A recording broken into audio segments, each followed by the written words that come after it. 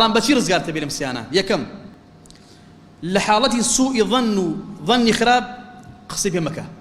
ئەگەر بەرامبەر مسلمانە شتێک دڵتا هەیە مەیخە سەر زوبانت، معاملەی پێ مەکە و لێگەڕێ نەجاتە بێت.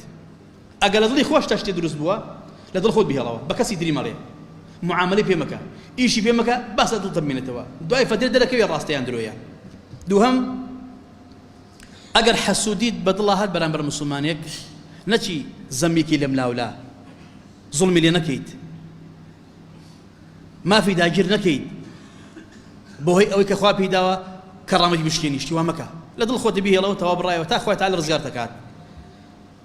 سێیەم ئەگەر ئینسانی تووشی ڕەشبینی بوو هەستی بە تەیارەیە کرد ئیشی پێ مەکە و ئیشەکان خۆت بە جوانی جێبەجێ بکە، خوای رەب العالەمین لە زیان دەتپارێزێ.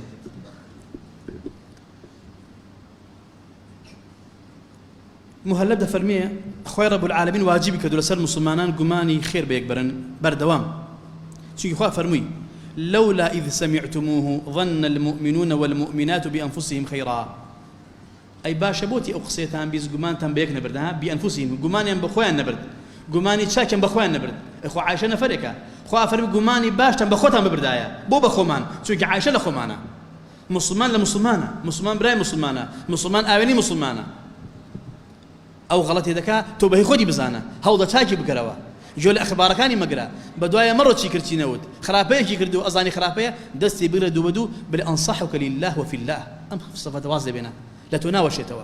أما قصنكي بل بخوا دمك أزان بيا خرابة يعني خائن دمي أزانك بيا خراب وخرابة يدق ناكيد دمك أزان شيء أكاد شيء ناك خم دق من نكرد يعني دمك أزاني أو بيا ولا جناهايا لا خرابة دايا حزدك زيادك حزدك أشكرا بفضح به أجزاني دق ناكيد أتزاني نصيحة نكرت أو بر خيانته.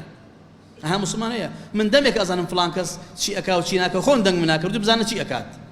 سبحان الله يعني الرجال نصيحة قفل كردبو بس بوي أبرو بجيت كرامتي بشكيت دنق ندكر أو خيانة بأو كسا.